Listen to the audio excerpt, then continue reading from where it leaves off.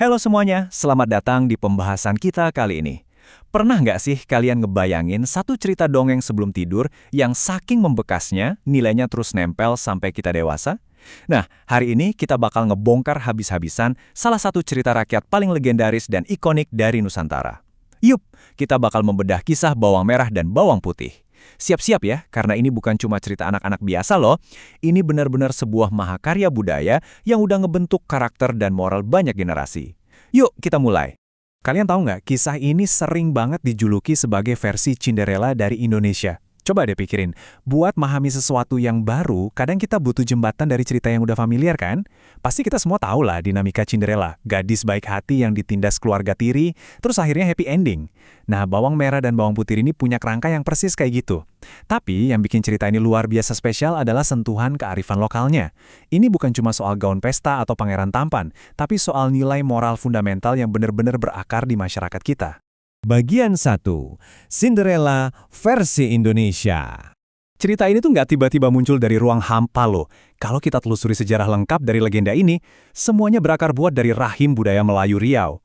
Buat kalian yang mungkin belum tahu, Riau ini letaknya di Pulau Sumatera, sebuah daerah yang kaya banget sama tradisi lisan dan cerita rakyat. Memahami sejarah lengkapnya bikin kita sadar kalau dongeng ini tuh sebenarnya dipakai sebagai metode pengajaran turun-temurun. Ibaratnya ini adalah pintu gerbang paling otentik buat masuk ke budaya Indonesia, di mana sebuah cerita nggak cuma dibuat-buat hiburan, tapi buat melestarikan identitas budaya dan norma sosial. Lanjut ke bagian 2. Dua saudara yang bertolak belakang. Kalau kita bedah dari sisi psikologis, kontras antara dua saudara ini tuh bener-bener tajam. Ibarat bumi dan langit, di satu sisi ada bawang putih. Sesuai banget sama namanya. Dia ini simbol kemurnian, baik hati, dan sabarnya tuh kebangetan. Terus di sisi lain ada bawang merah. Dia ini perwujudan dari sifat dengki, jahat, dan serakah.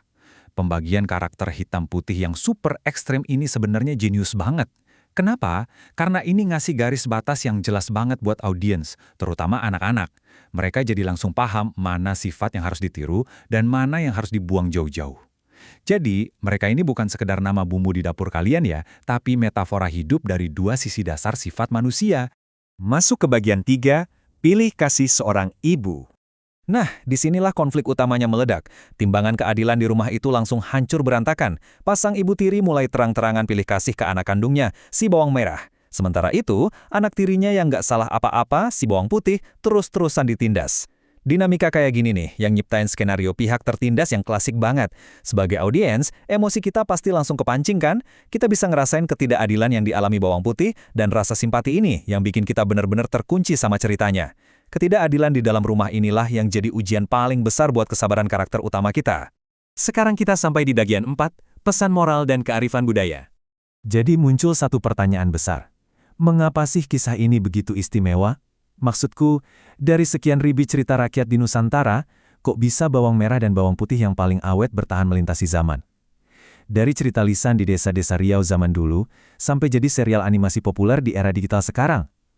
Coba deh kalian pikirin sejenak, apa sih substansi rahasia di dalamnya yang bikin cerita ini selalu relevan? Jawabannya simpel banget. Cerita ini tuh jauh dari kata sekedar hiburan kosong. Ini adalah alat edukasi budaya yang super kuat yang udah dipakai sama orang tua dan guru di seluruh negeri. Pertama, ini ngasih pengenalan budaya yang bener-bener otentik. Kedua, jelas dong, syarat banget sama pesan moral. Ketiga, cerita ini ngajarin tata krama dasar atau pendidikan budi pekerti.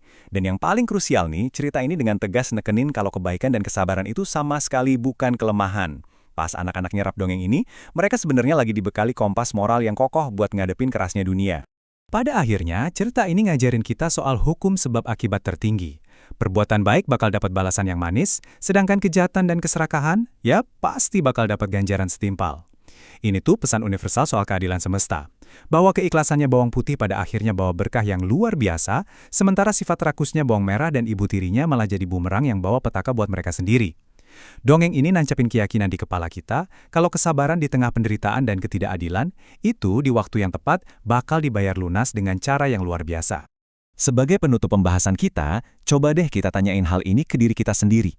Di dunia modern yang serba instan dan cepat ini, seberapa sering sih kita benar-benar mempraktikkan kesabaran luar biasa kayak bawang putih? Jujur aja, sekarang kita terbiasa dapat apa-apa serba kilat. Kita gampang banget emosi atau frustrasi kalau hal-hal nggak berjalan sesuai kemauan kita dalam hitungan detik. Mungkin, di tengah hiruk-pikuk kehidupan modelan ini, kita butuh sejenak nengok lagi ke sejarah lengkap dan kearifan lokal dari Tanah Riau ini. Ambil napas panjang, dan ingat lagi kalau kebaikan yang konsisten serta kesabaran yang tulus itu adalah kekuatan terbesar, sekaligus investasi paling berharga buat jiwa kita. Gimana menurut kalian? Silahkan renungkan hal ini, dan semoga bisa jadi inspirasi buat hari kalian ya.